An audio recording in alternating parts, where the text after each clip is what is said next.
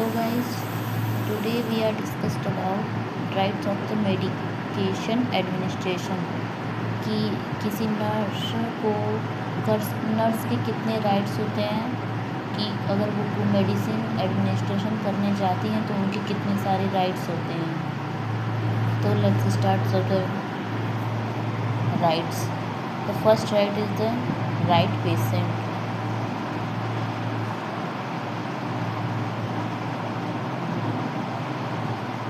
Right patient, and second is right medication. Right medication या right drugs हो सकते हैं, कुछ भी हो सकते हैं। और third is right time, and fourth is right dose, fifth is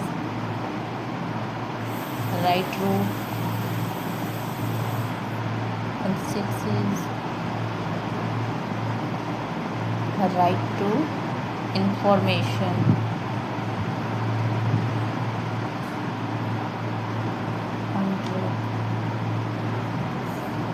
and seven is right to refuse medicine,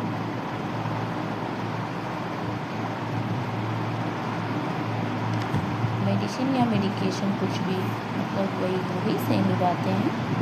और it is right to assessment,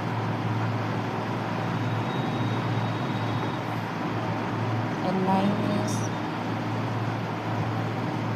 right documentation,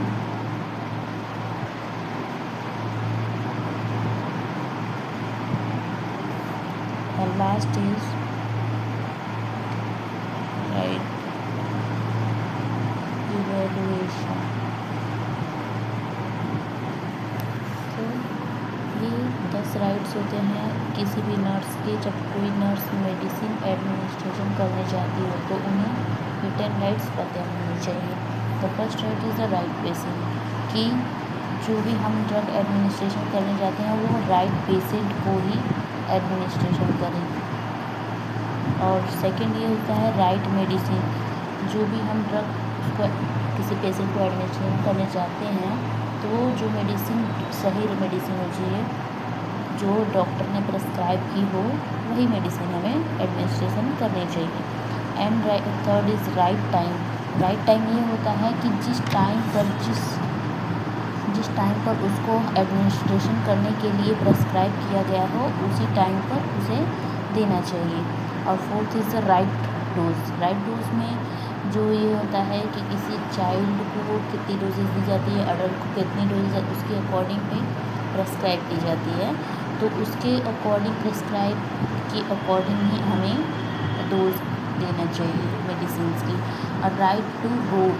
root ये होता है जो हम कई सारे रूट्स होते हैं ड्रग एडमिनिस्ट्रेशन के, जिस लाइक ओरली रूट, वो तो हम जिस रूट में उसमें एडमिनिस्ट्रेशन करना के लिए कहा जाएगा उस रूट से हम उससे एडमिनिस्ट्रेशन करेंगे मेडिसिन का।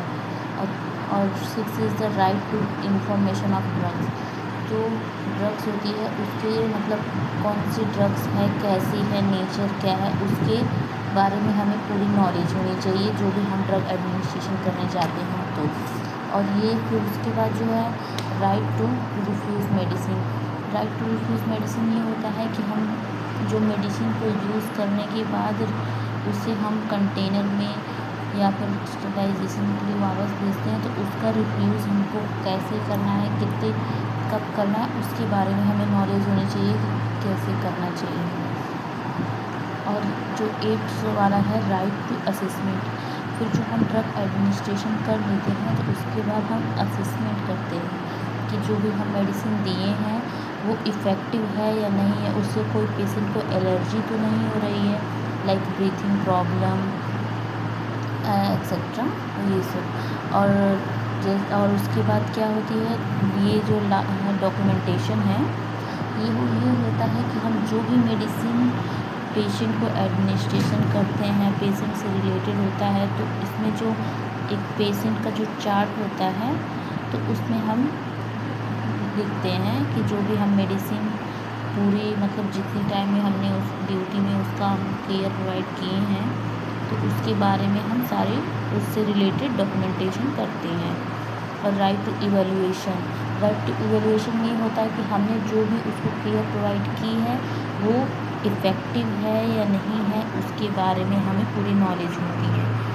So this is the 10 rights of the medication administration. Thank you follow for